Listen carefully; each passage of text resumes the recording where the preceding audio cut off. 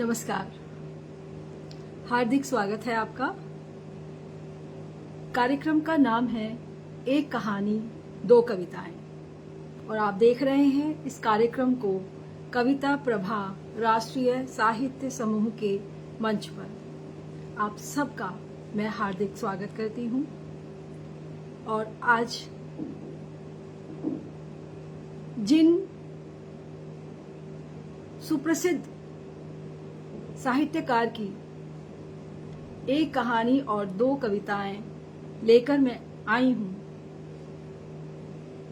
वे बहुत ही उच्च कोटि की साहित्यकारा हैं, छंद विशेषज्ञ हैं और लगभग मैं जितना समझती हूं, उनको जानती हूं, वे हर छंद विधा में, हर विधा में लिखती हैं। गद्य हो, पद्य हो, कोई क्षेत्र ऐसा नहीं है जो उनकी कलम से अछूता रहा हो। और मैं देख रही हूं हमारे साथ जुड़ गए हैं आदरणीय राजीव सर, जो हमारे मंच के उपाध्यक्ष भी हैं। और सर, मैं आपको कहना चाहूंगी कि कृपया अगर हो सके तो आप इस कार्यक्रम को लिंक के माध्यम से आप हमारे व्हाट्सएप ग्रुप में भेज दीजिए, दोनों तीनों जो भी हैं, ताकि सब लोग जुड़ जाएं। और मैं देख रही हूं हमारे साथ सुप्रसिद्ध वरिष्ठ साहित्यकार आदरणीय सुनीता माहेश्वरी जी जुड़ चुकी हैं, जिनकी एक कहानी दो कविताएं मैं लेकर आई हूं आज इस कार्यक्रम में। मैं उनका हृदय से स्वागत करती हूं। मुझे मृत्युंजय सर भी दिखाई दे रहे हैं, मनन शुक्ला, मनन जी, आप सभी का मैं स्वागत करती हूं और बहुत बहुत आभार प्रकट करती हूं कि आप सभी उपस्थित हैं। आपके आने से हमें बल भी मिलता है और कुछ नया करने और अच्छा करने की प्रेरणा भी प्राप्त होती है। हमारे साथ परम आदरणीय डॉक्टर अमरेंद्र वर्मा जी जुड़ गए हैं। मैं देख रही हूं हैदराबाद से आदरणीय दी विनीता शर्मा दीदी भी जुड़ गई हैं, मैं उनका भी तहे दिल से स्वागत करती हूं।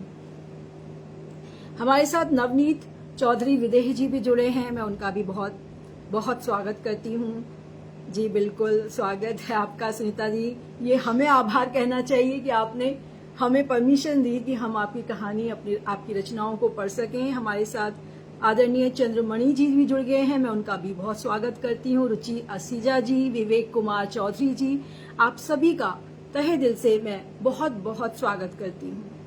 हमारे साथ आदरणीय बाबूलाल वर्मा जी भी जुड़े हुए हैं और मैं उनका भी हार्दिक अभिनंदन करती हूँ। हरकीरत सिंह ढींगरा जी बहुत उच्च कोटि के कहानीकार और कवि हैं, उनका भी हृदय से स्वागत करती हूँ। तो चलिए हम इस कार्यक्रम की शुरुआत करते हैं आदरणीय सुनीता माहेश्वरी जी के छोटे से परिचय के साथ। परिचय उनका बहुत विस्तृत है, लेकिन क्योंकि समय सीमा होती है कार्यक्रम की, तो मैं चाहती हूं कि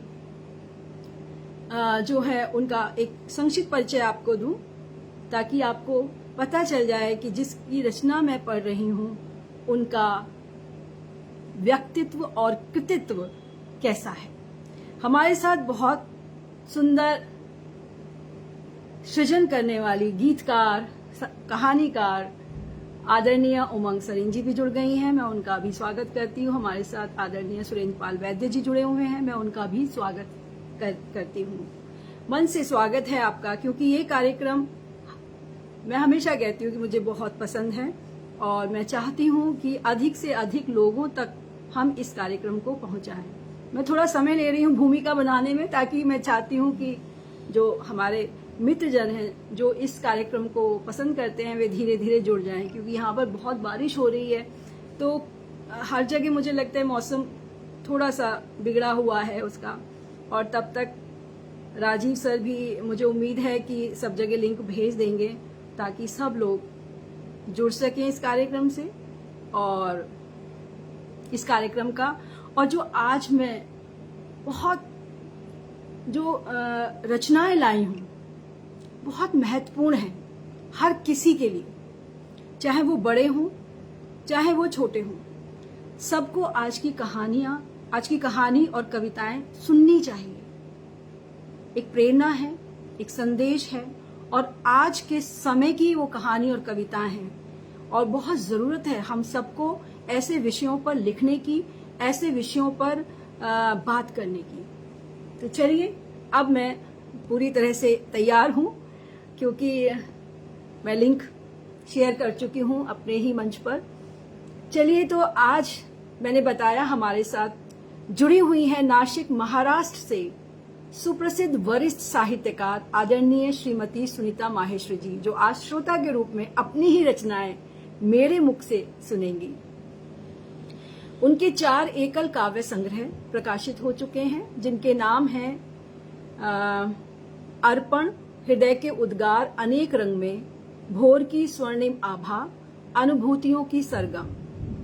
इसमें हर तरह की रचनाएं हैं, कविताएं भी हैं, छंदबद्ध काफी लिखती हैं, छंद विशेषज्ञ कहती हूं मैं इनको, और गीत गजल सब कुछ लिखती हैं। और इनके 3 एकल कहानी संग्रह प्रकाशित हो चुके हैं, और उनके नाम हैं धरा से अंबर तक, जिंदगी के गलियारों से, और पग पग धूप छांव। ये इनके कहानी संग्रहों के नाम हैं। इसके अतिरिक्त कई साझा संग्रह और पत्रिकाओं में तो लेख कहानी हम अक्सर देखते रहते हैं, उनकी प्रकाशित होती रहती हैं। अच्छा, आज की कहानी और रचनाओं के बारे में खास क्या है वो मैं आपको बताऊंगी सुनाने से पहले।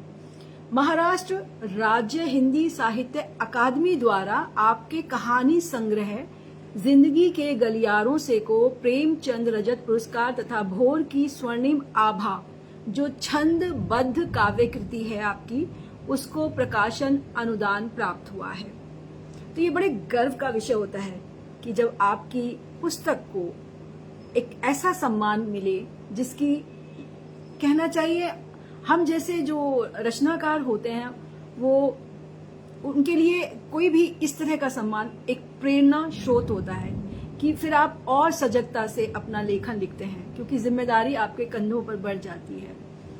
तो ये बताते हुए मुझे बहुत गर्व का अनुभव हो रहा है कि शिवाजी विश्वविद्यालय से संलग्नित महावीर महाविद्यालय कोल्हापुर में BA तथा BCom पार्ट 1 के लिए आपकी विद्रोह शीर्षक कहानी, जो मैं आज सुनाने वाली हूँ, तथा साथ ही जो नारी विमर्श की कविता है गारंटेड मशीन, ये भी आज मैं सुनाने वाली हूँ। इन दोनों ही रचनाओं का चयन विवेकानंद कॉलेज कोल्हापुर महाराष्ट्र में BA पार्ट 2 के 3य सत्र में के पाठ्यक्रम में किया गया है। तो देखिए, इनकी आज की जो कहानी भी और जो पहली कविता मैं सुनाने जा रही हूँ, तो वो दोनों ही वहाँ के कॉलेजेस में पाठ्यक्रम में सम्मिलित किए गए हैं, जो एक बहुत बड़े गर्व की बात है और बहुत ही एक सार्थकता कि किसी की जो मेहनत है, लगन है, सार्थक हो गई। तो वही है, और मेरी सार्थक हो गई कि मैं उन्हीं रचनाओं को आपके सम्मुख पढ़ने वाली हूँ। और मैं देख रही हूँ हमारे साथ डॉक्टर सविता ज्ञानेंद्र चौहान जी जुड़ गई हैं, मैं उनका भी बहुत स्वागत करती हूँ। आदरणीय राम निवास राम जी, मानस शुक्ला जी, और परम आदरणीय भगवती सक्सेना गौर जी भी जुड़ी हैं। मैं आप सबका तहे दिल से स्वागत करती हूँ जी। चलिए, तो और फिर आपके छंदों पर बहुत पकड़ है और 60 से अधिक सनातनी छंदों के आधार पर गीत, भजन, कविता, मुक्तक आदि लिखे हैं आपने। पंडित सुरेश नीरज जी के संपादन में बहुराष्ट्रीय पत्रिका प्रज्ञान विश्वम का अभी थोड़े दिन पहले ही फरवरी 2025 का जो अंक था वो आपके यानी सुनीता माहेश्वरी दीदी के व्यक्तित्व और कृतित्व पर प्रकाशित हुआ है। आपका YouTube चैनल भी है दिल की कलम से, तो आप उन्हें वहां पर भी लाइक कर सकते हैं। तो चलिए, बिना देर किए हुए मैं प्रस्तुत कर रही हूँ उनकी पहली कविता। यह छंद मुक्त रचना है और इसका नाम है गारंटेड मशीन। हमारे यहाँ लाइट चली गई है, 2 मिनट लगेगी आने में। तो गारंटेड, तो हाँ, थोड़ा टाइम लगेगा, लेकिन मैंने मोबाइल डेटा पर फ़ोन किया हुआ है, तो इसलिए मैं अक्सर इस प्रोग्राम को मोबाइल डेटा से ही करती हूँ, क्योंकि इस समय लाइट एक बार ज़रूर जाती है। यूपी में रहते हैं हम, पर फिर भी उतनी नहीं जाती जितनी पहले हमारे ज़माने में जाया करती थी। तो चलिए, अच्छा हुआ कि शुरू करने से पहले चली गई ताकि कुछ ब्रेक ना हो। बीच में मैं नाम नहीं लूंगी आप सबका, मैं सिर्फ कविता पूरी पढ़ूंगी। तो छंद मुक्त रचना है गारंटेड मशीन। धन्यवाद, संजय गुप्त जी जुड़ गए हैं। सर आपको बहुत बहुत बधाई और धन्यवाद। तो चलिएगा, सुनिएगा ध्यान से इस रचना को।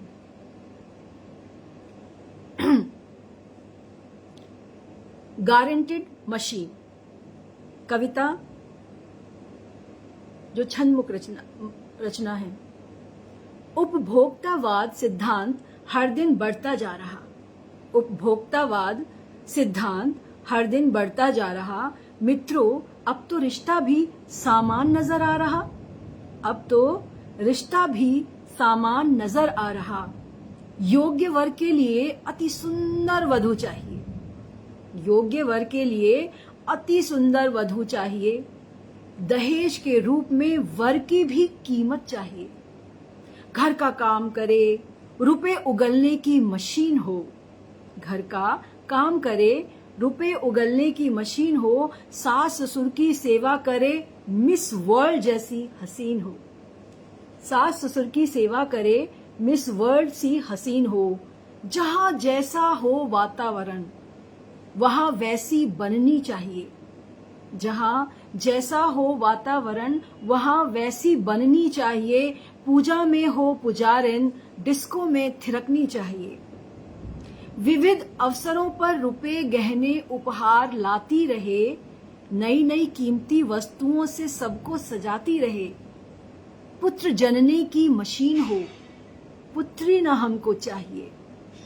पुत्र जनने की मशीन हो, पुत्री न हमको चाहिए। पीढ़ियों का फिक्स डिपॉजिट, घर का चिराग चाहिए। बेटी हुई तो मशीन की सफाई करवा दी जाएगी। बेटी हुई तो मशीन की सफाई करवा दी जाएगी। ममता का गला घोट, मर्यादाएं भुला दी जाएंगी। अगर हुआ पीस डिफेक्टिव, अगर हुआ पीस डिफेक्टिव तो लौटा दिया जाएगा। हर्जाने के रूप में माल भी जब्त कर लिया जाएगा। गारंटी वारंटी कार्ड के बिना सौदा नहीं होगा जनाब। गारंटी वारंटी कार्ड के बिना सौदा नहीं होगा जनाब। सौगातों के सर्विस कार्ड का भी किया जाएगा हिसाब। सौगातों के सर्विस कार्ड का भी किया जाएगा हिसाब। अगर ना दे सकी हिसाब, अगर ना दे सकी हिसाब तो जलाई भी जा सकती है। अगर ना दे सकी जवाब, अगर ना दे सकी हिसाब तो जलाई भी जा सकती है। बात बात पर ताने देकर सताई भी जा सकती है। आत्महत्या अगर कर ले तो हमें दोष ना देना। आत्महत्या अगर कर ले तो हमें ना दोष देना। योग्य वर चाहिए तो भर भर दहेज देना। योग्य वर चाहिए तो भर भर दहेज देना। पर साथियों घृणा आती है, पर साथियों घृणा आती है ऐसी नीच सोच पर। हृदय भर भर जाता है बेटियों की हर चोट पर साथियों घृणा आती है ऐसी नीच सोच पर। हृदय भर भर जाता है बेटियों की चोट पर। इस बढ़ती हुई दुष्टता को सबक सिखाना होगा। इस बढ़ती हुई दुष्टता को सबक सिखाना होगा। सोई हुई संवेदनाओं को फिर से जगाना होगा। बेटी नहीं भोग वस्तु, बेटी नहीं भोग वस्तु। बेटी का ना करो अपमान। बेटी नहीं भोग वस्तु, बेटी का ना करो अपमान। जीवन के हर रूप में कन्या का रिश्ता महान। जीवन के हर रूप में कन्या का रिश्ता महान। तो यह थी उनकी सुनीता माहेश्वरी दीदी की एक छंद मुक्त कविता, जिसे विश्वविद्यालय ने पाठ्यक्रम में सम्मिलित किया है। ये बहुत सुंदर, एक छोटी, सजग और सही स्पष्ट रूप से संदेश देती हुई रचना। इसमें कहीं कोई लगाव, लेकिन नए, क्योंकि आजकल के बच्चों को पढ़ाना है तो उनके तरीके से बात प्रस्तुत करनी चाहिए। वही उन्होंने किया है, क्योंकि बच्चे मशीन की भाषा समझते हैं, मशीन को समझते हैं, गारंटी, वारंटी, डिफेक्टिव। उन्होंने अंग्रेजी शब्दों का बखूबी इस्तेमाल किया है ताकि जो नई जनरेशन है, हमारी नई पीढ़ी है, वो इसको कहते थे आसानी से ग्रहण कर सके।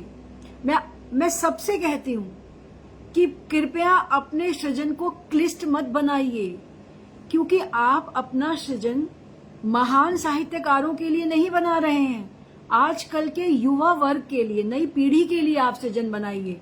और उनकी हिंदी भाषा को आप जानते हैं कि कैसी है। अगर आप चाहते हैं कि वो आपकी कविताओं और कहानियों से जुड़े, तो आप हिंदी यानी जो बोलचाल की भाषा है उसका प्रयोग कीजिए। और ये तो छंद विशेषज्ञ हैं सुनीता जी, लेकिन उसके बाद भी उन्होंने देखिए कैसी रचना लिखी है जिसमें इंग्लिश के शब्द भी हैं, क्योंकि मायने बात है कि आपकी रचना यहां सिर्फ दिल पर नहीं, दिमाग पर भी असर करनी चाहिए। तो बहुत सुंदर, मैं मतलब बहुत ही अच्छी लगी मुझे ये रचना कि बहुत ही स्पष्टता से उन्होंने सारी बातें की कि हमने लड़की को क्या क्या किस रूप में देखते हैं हम जब शादी करने जाते हैं। और ये इसमें से आधी से ज्यादा बातें मुझे लगता है हर किसी पर फिट बैठती हैं कि कहीं ना कहीं हमारी पहली कामना होती है कि हम सुंदर लड़की चाहिए। तो सांवले रंग का क्या महत्व है?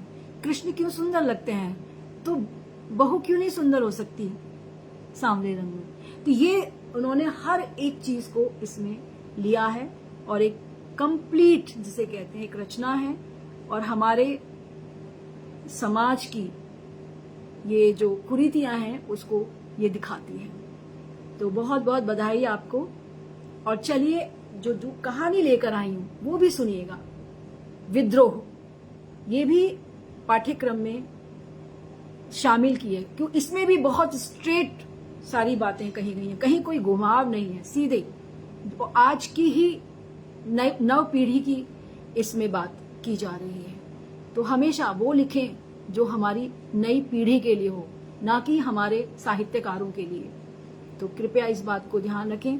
और मैं देख रही हूँ हमारे साथ रेणुका आनंद जी, आदरणीय विमल ग्रोवर जी जुड़ी हैं, मैं उनका स्वागत करती हूँ, सम्मान करती हूँ। आदरणीय अनिता रश्मि जी भी जुड़ी हुई हैं, और बहुत बहुत आपका मैं स्वागत करती हूँ।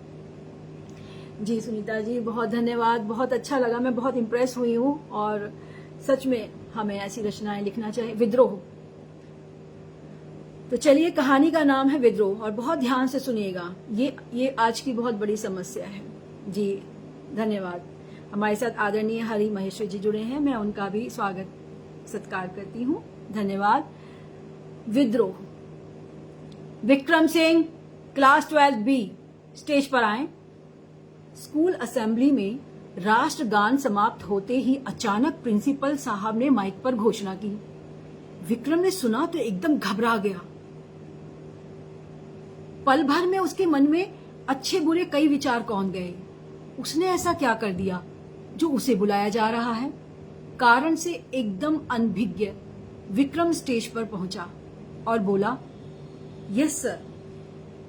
प्रिंसिपल सर की माइक पर दहाड़ती हुई आवाज आई, आजकल मैं तुम्हारी बहुत शिकायतें सुन रहा हूं। क्या बात है? आजकल तुम पढ़ाई लिखाई छोड़कर लड़कियों को छेड़ने में लगे हो क्या? हतप्रभ हुआ विक्रम बोला, नो सर, मैंने किसी को नहीं छेड़ा है, मैंने किसी को नहीं छेड़ा। फिर मेरे पास तुम्हारी शिकायत कैसे आ गई? तुमने मीनल से क्या कहा है? जोर से डांटते हुए प्रिंसिपल ने पूछा। नहीं सर, मैंने कुछ नहीं कहा सर, लगता है कोई गलतफहमी हो गई है, परेशान विक्रम ने अपने बचाव में बोला। जवाब देते हो, झूठ बोलते हो। प्रिंसिपल ने आओ देखा ना ताओ 2 चांटे जड़ दिए उसको। माइक पर चांटों की झंझनाती कर्णभेदी आवाज ने विक्रम के हृदय को, उसके आत्मसम्मान को, उसके व्यक्तित्व को चूर चूर कर दिया था। पूरे विद्यालय के सामने ऐसा अपमान होगा, उस होनहार विद्यार्थी ने कभी सपने में भी नहीं सोचा था। विक्रम बिना अपराध के अपराधी बन गया था। प्रिंसिपल बहुत क्रोध में थे। न जाने किसने उनके कान भर दिए थे कि वे अपने गुस्से पर नियंत्रण ही नहीं कर पा रहे थे। संपूर्ण विद्यालय के छात्र छात्राओं और शिक्षकों के सामने वे विक्रम पर आग उगलते जा रहे थे। विक्रम प्रिंसिपल के द्वारा उगली आग से स्वयं को झुलसने से बचाना चाहता था। वह अपनी सफाई देने का प्रयास कर रहा था, पर उधर से एक ही जवाब आता, मुझे तुम्हारी एक नहीं सुननी। बताओ, तुम पब गए थे कि नहीं? नीची गर्दन किए डरते डरते विक्रम बोला, यस सर, मैं पब गया था। वह इतना ही कह पाया था कि प्रिंसिपल ने फिर उसे एक जोर से चाटा मारा और उसे खूब डांटा। विक्रम रुआसा सा हो गया था। वह कुछ कहना चाहता था, पर प्रिंसिपल ने हाथ से इशारा करके उसे रोक दिया और कहा, विक्रम, अपना बैग उठाओ और सीधे घर चले जाओ। 3 दिन के लिए तुम्हें रेस्ट्रिकेट किया जाता है। विक्रम के मन में अपमान के काले बादल आच्छादित हो गए। लोग उसे दोषी की तरह देख रहे थे। उसकी अपनी अंशु, जो उसे बहुत प्यार करती थी, वह भी उस दिन उसे घृणा से देख रही थी। दूसरी लड़की को छेड़ने की बात से उसका विश्वास भी डगमगा गया था। सब लोगों ने उससे मुंह फेर लिया।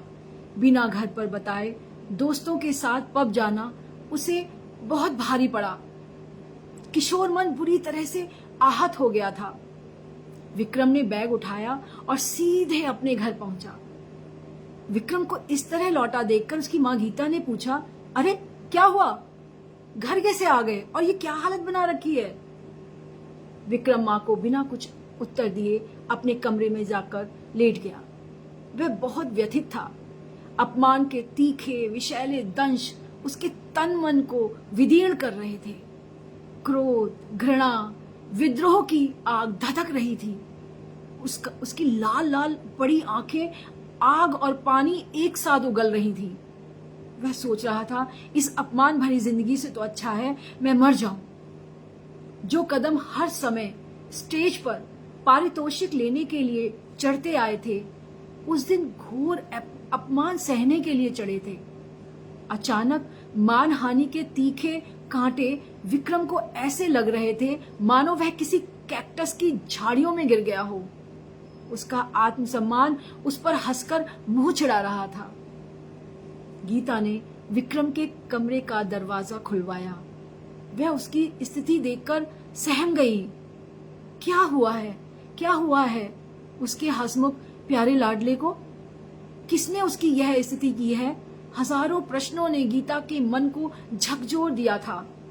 गीता ने बड़े प्यार से उसके सिर पर हाथ फिराते हुए कहा, क्या हुआ बेटा? ये क्या हाल बना रखा है? किसी ने कुछ कहा क्या? किसी से लड़ाई हुई है क्या? मम्मी, मुझे अकेला छोड़ दो, विक्रम ने हाथ झटकते हुए कहा।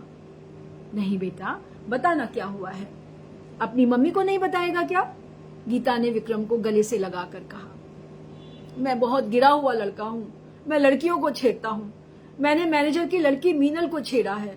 ये सब आरोप मुझ पर प्रिंसिपल ने लगाए हैं, वह भी भरी असेंबली में। विक्रम गुस्से से बोला। क्या? ऐसे कैसे हो सकता है? ऐसे कैसे कह सकते हैं प्रिंसिपल सर? क्या सबूत है उनके पास? यह क्या बकवास है? पर उन्होंने ऐसा कहा क्यों? आखिर बात शुरू कहां से हुई? गीता बोली। अब आप भी यही कहोगी कि मेरी गलती है? आप भी प्रिंसिपल की ही बात मानोगी? गीता ने कहा। आखिर इसका कोई तो कारण होगा, कोई कारण रहा होगा ना। बात कहां से उठी? इस आग की कहीं तो चिंगारी होगी ना। गीता ने उससे कहा, मम्मी, तुम भी मुझे ही दोषी समझ रही हो ना। मैंने कुछ भी नहीं कहा है, कुछ भी नहीं किया है। मैं सच कह रहा हूं। मेरी बस इतनी गलती है कि मैं आपको बिना बताए कुछ दोस्तों के साथ पब चला गया था। इसमें मीनल को छेड़ने की बात कहां से जुड़ गई है मैं नहीं जानता। विक्रम ने सफाई देते हुए कहा। क्या जरूरत थी तुझे पब जाने की? कहते हुए मां के मुख पर भी विक्रम के प्रति क्रोध की हल्की प्रतिक्रिया उभर आई थी। किशोर उम्र में जहां मन अनेक सुनहरे सपने देखता है, अपने सौंदर्य को बार बार शीशे से निहारता है, लाखों आशाओं आकांक्षाओं को सजाता है, दिवा स्वप्न की दुनिया में खोया रहता है, उस नाजुक सी उम्र में विक्रम को अपमान, पीड़ा, अन्याय का कष्ट झेलना पड़ रहा था। उस दिन की घटना के बाद वह अपने कमरे में ही बंद हो गया था। न किसी से मिलता, न बात करता, न हंसता खेलता, न स्कूल जाता। विक्रम की मां गीता ने प्रिंसिपल से मुलाकात की, उनके व्यवहार के कारण हुए अपने बेटे की परेशानी को भी बताया, पर प्रिंसिपल ने कोई संज्ञान नहीं लिया, न अपनी गलती मानी। गीता का मन तो कर रहा था कि वे प्रिंसिपल की शिकायत पुलिस में कर दें, पर फिर उसने सोचा पुलिस के चक्कर में पड़ना परेशानी का सबब बन जाएगा। गीता अपने पुत्र को बहुत बार समझाती, पर उसकी समझ में भी कुछ नहीं आ रहा था। वह कुछ समझना नहीं चाहता था। वह मन ही मन जलता कुड़ता रहता। उसे सबसे बुरा यही लगता था कि सारे स्कूल के सामने प्रिंसिपल ने उसे बेमतलब डांटा और चांटे मारे। उस पर झूठा आरोप इस तरह लगाया गया कि स्कूल के अन्य सभी लोगों ने भी उसे दोषी मान लिया। यदि वे अपने ऑफिस में बुलाकर डांटते तो कोई बात नहीं थी। मानसिक उत्पीड़न एवं क्रोध के कारण उसके विवेक ने ही उसका साथ छोड़ दिया था। विक्रम अब अपनी एक अलग दुनिया में रहने लगा था। उसके कुछ घनिष्ठ मित्र थे जो जानते थे कि विक्रम ने कोई गलती नहीं की है, उसे बहुत समझाते, पर विक्रम की जिंदगी एकदम बदल चुकी थी। विक्रम की मां गीता उसे शहर के एक बड़े मनोचिकित्सक के पास भी ले गई, परंतु विक्रम पर उसकी बातों का भी कोई प्रभाव नहीं पड़ा था। गीता को अपने पति की बहुत याद आ रही थी। काश वे उन्हें छोड़कर दुनिया से नहीं गए होते। विक्रम अपने जीवन में घोर निराश हो गया था। वह अपने मन में न जाने क्या पकाता रहता। प्रिंसिपल के प्रति जहर उसके मन में घुलता जा रहा था। वह अपने भीषण अपमान का बदला लेना चाहता था। वह सोच रहा था, मेरा इतना अपमान करके प्रिंसिपल को जीने का कोई अधिकार नहीं है। बदला तो लेना ही होगा। बदला कैसे लूं? क्या उनकी भी बदनामी कर दूं? नहीं, ऐसे आदमी को तो इस धरती पर रहने का कोई अधिकार नहीं है, जिसने मेरे जीवन को नर्क बना दिया। उसकी स्मृति में अपनी प्रेमिका अंशु की नफरत भरी आंखों का चित्र भी उभर आया था। अब लड़कियों को छेड़ने वाला एक आवारा लड़के का ठप्पा उस पर लग चुका था।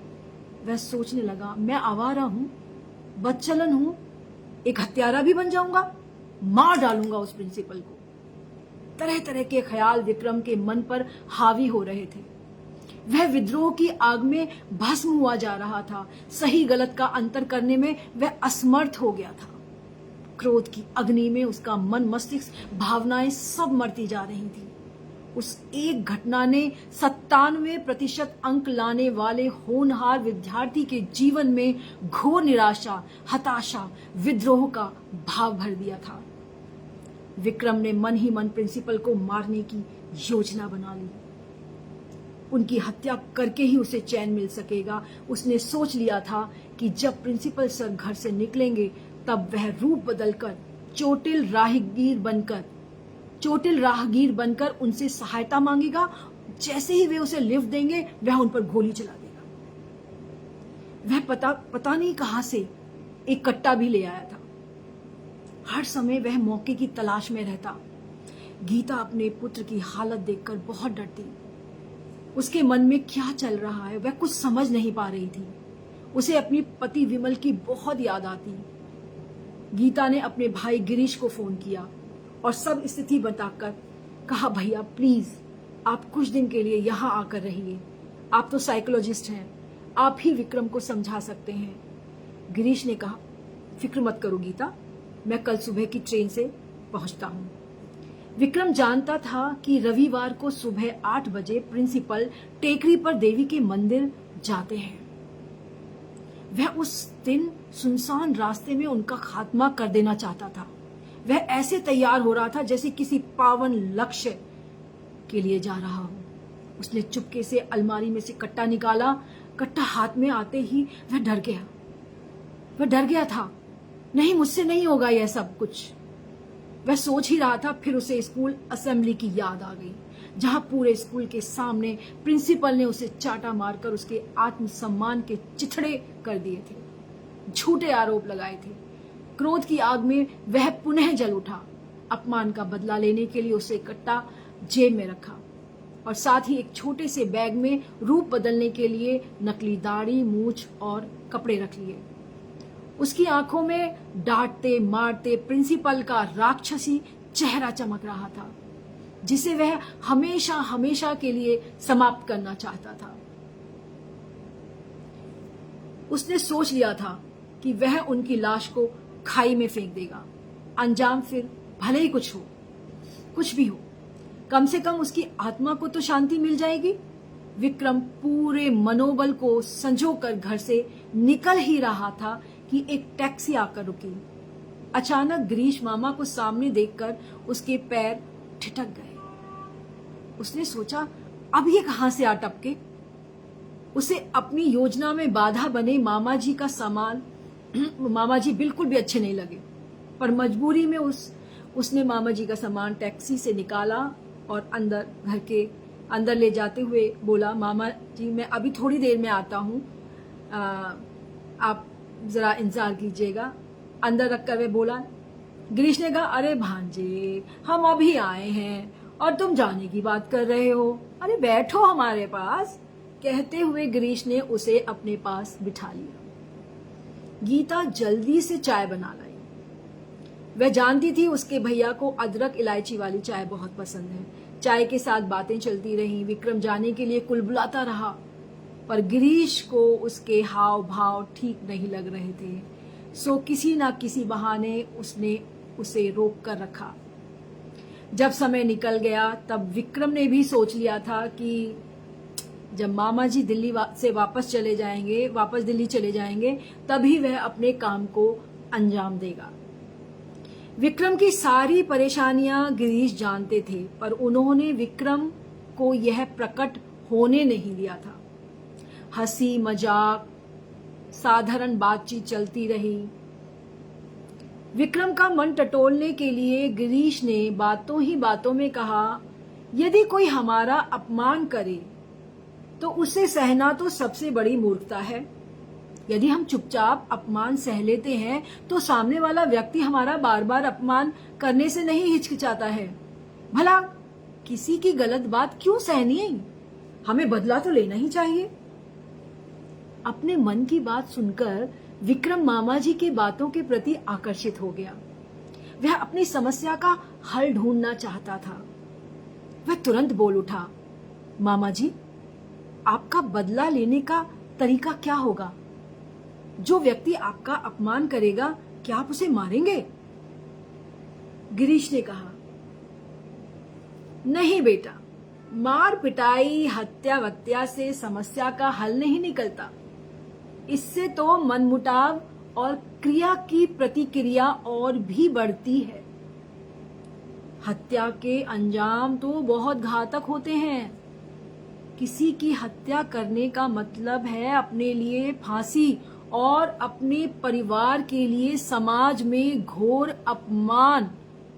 आप इसको सुनिश्चित कर देते हो यदि आप हत्या करते हो कि आप तो फांसी चढ़ोगे ही, साथ में पूरे परिवार को जो घोर अपमान झेलना पड़ेगा उसका क्या? गिरीश की बात सुनकर विक्रम सहम उठा था। गिरीश उसके बदलते चेहरे के हाव भावों को बड़ी तल्लीनता से पढ़ रहे थे। वे समझ गए थे कि विक्रम के दिमाग में कुछ गलत करने की योजना चल रही है। विक्रम को सही राह पर लाना बहुत जरूरी है, अन्यथा अनर्थ हो सकता है। मनोवैज्ञानिक गिरीश ने कहा, यदि कोई मेरा अपमान करेगा तो मैं उसे ठंडे दिमाग से बातों से ही समझाना चाहूंगा, पर यदि कोई हमारी बात सुने ही नहीं और सबके सामने हमारी इज्जत का फालूदा बनाता जाए, ऐसे अत्याचारी के साथ बात करने से क्या लाभ? जिसे मार की भाषा ही समझ आती हो उसे तो वही भाषा पढ़ानी होगी ना। कहते कहते विक्रम की आंखों में रोष उतर आया। वह रोने लगा था। उसने उस दिन की स्कूल की पूरी घटना एवं अपने मन के सभी भावों को गिरीश मामा के सामने खोलकर रख दिया था। गिरीश ने विक्रम को पानी पिलाकर शांत किया, उसे समझाने का प्रयास किया। प्रिंसिपल ने बिना सोचे समझे पूरे स्कूल के सामने विक्रम के चरित्र पर जो दाग लगाए थे, वे दाग विक्रम के दिल पर गहरे घाव बनकर टीस मार रहे थे। उसका अस्तित्व, उसका व्यक्तित्व सब शत विशत हो गया था। गिरीश ने बड़े प्यार से समझाया, बेटा, हत्या करने का विचार तुम अपने मन से एकदम निकाल दो। उसके कुपरिणामों से तो सारा परिवार झुलसकर समाप्त हो जाएगा। जेल, फांसी, बदनामी और ना जाने क्या क्या। विक्रम उनकी बात ध्यान से सुन रहा था। विक्रम बोले, बेटा, किसी के कुछ कहने से हमें अपना व्यक्तित्व नहीं बदलना चाहिए। विद्रोह के उमड़ते बवंडर में अपने विवेक को नहीं खोना चाहिए। तुम एक होनहार मेधावी छात्र हो। कितने पुरस्कार तुमने अपनी मेहनत से अर्जित किए हैं। तुम अपनी माँ की अकेली संतान हो, उसका एकमात्र सहारा हो। यदि तुम्हें कुछ हो गया तो गीता का क्या होगा? क्या तुमने सोचा? क्या आसमान में बैठे तुम्हारे पिता तुम्हारे इस कृत्य को देखकर दुखी नहीं होंगे? गिरीश की बातें सुनकर विक्रम के विवेक के दरवाजे, जो अब तक बंद हो गए थे, खुलने लगे थे। उसे अपनी गलती समझ आने लगी थी। उसने कहा, मामा जी, प्लीज प्लीज आप मेरी सहायता करिए, मुझे कोई सही रास्ता सुझाइए। अच्छा हुआ आप आ गए, नहीं तो आज मेरे हाथों अनर्थ होने वाला था। बेटा, चिंता मत करो, सब ठीक हो जाएगा। तुम्हारे मामा है ना तुम्हारे साथ। हम प्रिंसिपल से बदला अवश्य लेंगे, पर बेटा ऐसे नहीं जैसे तुम सोच रहे हो। क्रोध मनुष्य की बुद्धि को ही नष्ट कर देता है। गुस्से में बात नहीं बनती। पहले हम सच्चाई का पता लगाएंगे, साक्ष्य एकत्रित करेंगे, फिर प्रिंसिपल सर को बात बताएंगे, सही बात बताएंगे। जब हम सहज रूप से साक्ष्य के साथ उनसे बात करेंगे तो प्रिंसिपल जी को भी अपनी गलती का एहसास हो ही जाएगा। गिरीश ने कहा, विक्रम, क्या मीनल से बात हो सकती है? विक्रम ने कहा, मामा जी, जिस दिन से यह घटना हुई है उस दिन से मीनल स्कूल नहीं आ रही, बल्कि वे शहर में भी नहीं है। उसे बार बार फोन किया पर वह मेरा फोन रिसीव नहीं कर रही है। मैं उससे पूछना चाहता था कि मैंने उसे कब छेड़ा। मामा जी, आज आपके मोबाइल से ट्राई करता हूँ। विक्रम ने गिरीश मामा के मोबाइल से मीनल का नंबर लगाया। उधर से मीनल की आवाज आई, हेलो मीनल, मैं विक्रम बोल रहा हूँ, तुमसे बात करना चाहता हूँ। प्लीज प्लीज प्लीज फोन मत बंद करना, मैं बहुत परेशान हूँ। मैं अपने मामा जी के साथ तुमसे मिलना चाहता हूँ। यदि तुम चाहती हो कि मैं जिंदा रहूं तो प्लीज प्लीज कल तुम मेरे घर आ जाओ। मीनल ने पहले तो मना कर दिया, पर बाद में वह मान गई। वह घर आई। मनोवैज्ञानिक गिरीश ने इस प्रकार से बात की कि बातों की तह खुलती चली गई। जब मीनल को विक्रम की मनस्थिति और परेशानियों का पता चला तब उसे स्वयं पर बहुत शर्म आई। ईर्ष्या और प्रतियोगिता के कारण उसने प्रिंसिपल के कान भरे थे।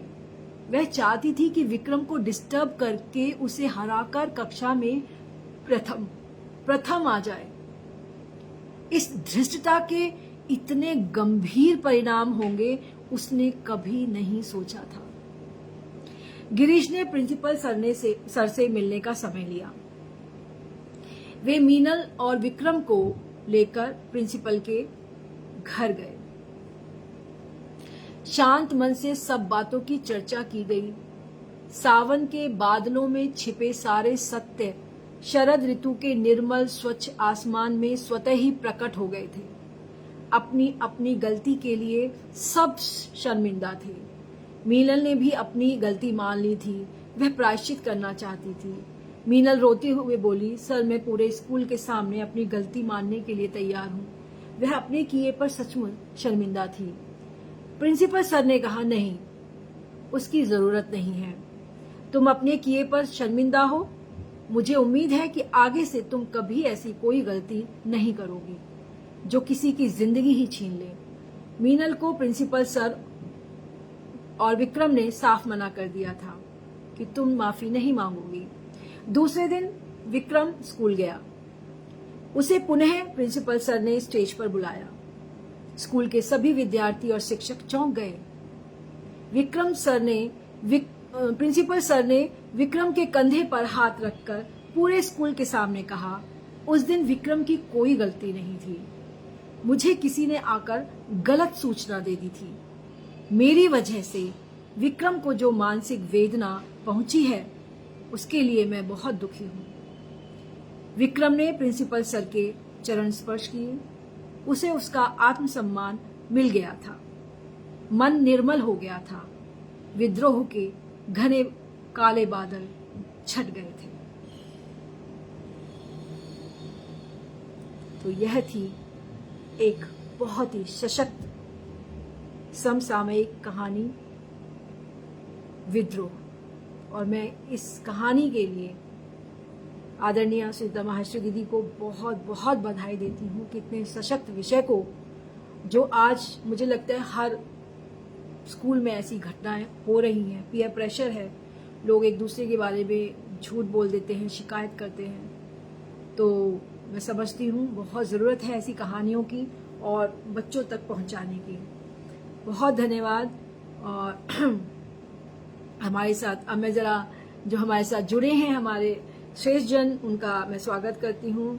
और बहुत सुंदर कहानी के बाद मधुखवाला जी मुझे दिखाई दे रही हैं, उनको भी मैं उनका स्वागत करती हूँ। कृपया जुड़े रहिएगा।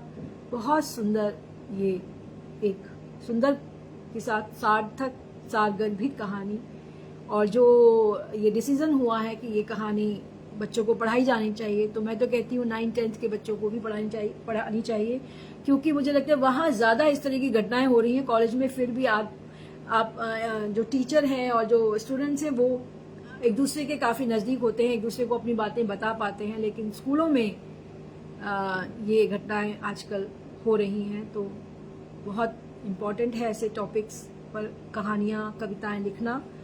जी धन्यवाद सुनीता दी, आपको पसंद आया, बहुत बहुत धन्यवाद। हमारे साथ आदरणीय ममता त्रिपाठी जी जुड़ी हैं, मैं उनका भी बहुत बहुत स्वागत करती हूँ।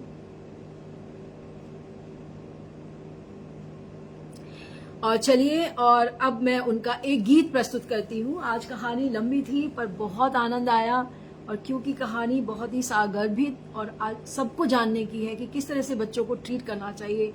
इवन घर में भी अगर बच्चे गलती करते हैं, जो इस अवस्था के हैं, जो बड़े हो रहे हैं और बड़े हुए नहीं हैं, हो रहे हैं, उनको कभी घर में भी सबके सामने कोई रिश्तेदार आया है या कोई आया, उनके सामने डांटना नहीं चाहिए। अरे ये कैसे रख दिया, अरे कैसे बैठे हो, क्या है, कपड़े ढंगे पर। आप आराम से अकेले में जाके कहो जो भी कहना है, क्योंकि बच्चों को, आपके लिए वो रिश्तेदार आपके अपने हो सकते हैं, लेकिन बच्चे की उससे दूरी है, तो उनको बुरा लग जाता है कि किसी के सामने उन्हें टोक दिया गया, किसी के सामने उन्हें कुछ कह दिया गया, तो नहीं कहना चाहिए। और एक और चीज़ मैं कहना चाहूँगी, कई बार हम क्या होता है, जब गेस्ट आए हैं, कुछ खाने में कुछ कमी कुछ होता है, उस समय ना कहें नमक कम है, कुछ है, मांग लें हम। या ये नहीं कहना चाहिए होस्ट के सामने, अरे ये कैसा बना दिया, ये थोड़ा जल गया है, थोड़ा ये हो गया, नहीं, बाद में बात करें इस बारे में, उस समय जो उस माहौल को एंजॉय करें। जी बिल्कुल। तो मुझे लगता है कि बच्चों का हौसला बढ़ाना चाहिए, उनकी गलतियों को अकेले में उन्हें समझा कर कहना चाहिए, गुस्से में तो कभी भी नहीं, क्योंकि आज के बच्चे हम जैसे नहीं हैं जो हम थे। ज़माना बदल रहा है, बच्चों को ही नहीं हमें भी बदलना पड़ेगा, तो ये आप मानकर चलिए। बिल्कुल। चलिए जल्दी से एक सुंदर सा गीत उनका प्रस्तुत कर रही हूँ, रूप जिंदगी के, जो रुचिरा छंद पर है। जी, और मैं प्रयास करूंगी कि मैं गा सकूं।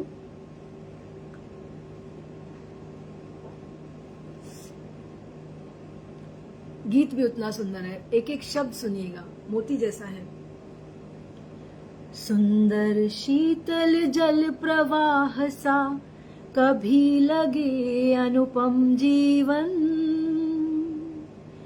कभी लगे उलझे धागों सा कभी लगे उधड़ी सीवन। सुंदर शीतल जल प्रवाह सा कभी लगे अनुपम जीवन।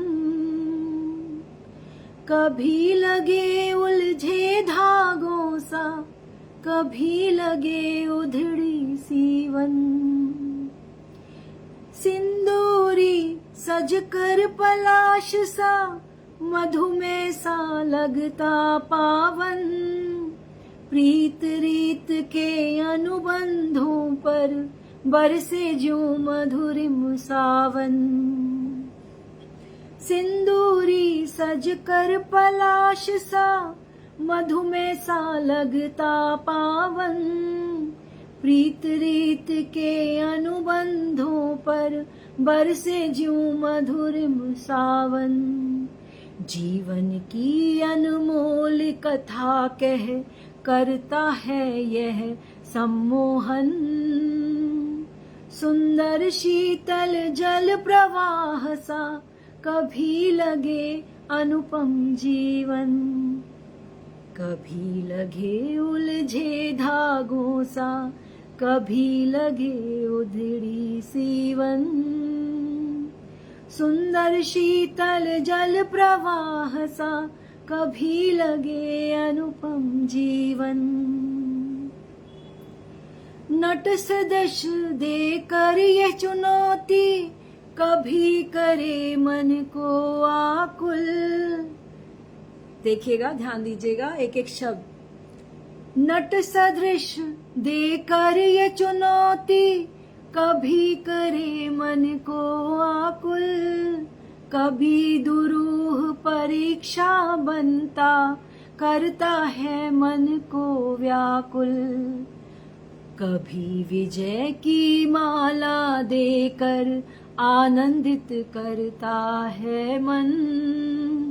सुंदर शीतल जल प्रवाह सा कभी लगे अनुपम जीवन। कभी लगे उलझे धागों सा कभी लगे उधड़ी सीवन। सुंदर शीतल जल प्रवाह सा कभी लगे अनुपम जीवन।